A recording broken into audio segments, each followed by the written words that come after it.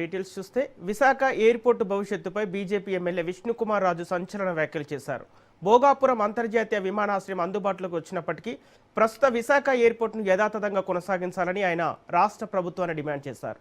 Bhogapuram airport నగరానికి దూరంగా ఉండడం వల్ల ప్రయాణికులకు ప్రయాణ సమయంతో పాటు అదనపు ఖర్చులు కూడా భారీగా పెరుగుతాయని, కాబట్టి స్థానిక ప్రజల సౌకర్యార్థం విశాఖ విమానాశ్రయాన్ని మూసివేయకుండా రన్ చేయాలని అభిప్రాయపడ్డారు.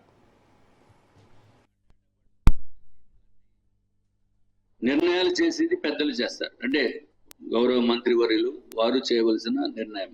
అరే సింపుల్ కామన్ సెన్స్ అండి. ఓ పక్కన పెట్రోల్ డీజిల్ ఆదా చేయమంటున్నారు, చేస్తున్నాము.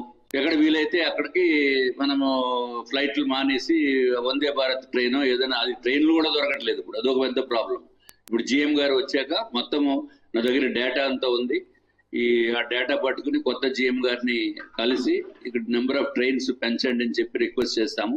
ఇది డెఫినెట్ గా this is an issue which need to be considered. Even the central government, the honorable minister for civil aviation need to consider this, keeping in view of the present petrol diesel crisis and keeping in view of the ongoing situation as far as the state of Hormuz is concerned.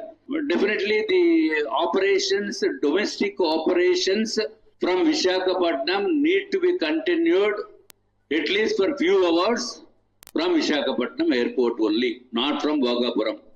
If required, whatever is the user development fees అని ఉంటుంది, ఒక ticket కి నా 700 రూపాయలు ఎంతో, ఆ డబ్బులు కూడా మీరే తీసుకోండి, ఇక్కడ తప్పలేదు. కేవలం మీ డబ్బుల గురించి ఇక్కడ నెల వచ్చేటప్పటికి 2.5 లక్షల మందిని అక్కడికి వెళ్ళిపోవటం అంటే ఇది ఎంత నేషనల్ వేస్ట్ అనేది ఒకసారి ఆలోచించవలసిందిగా కోరుతున్నాను.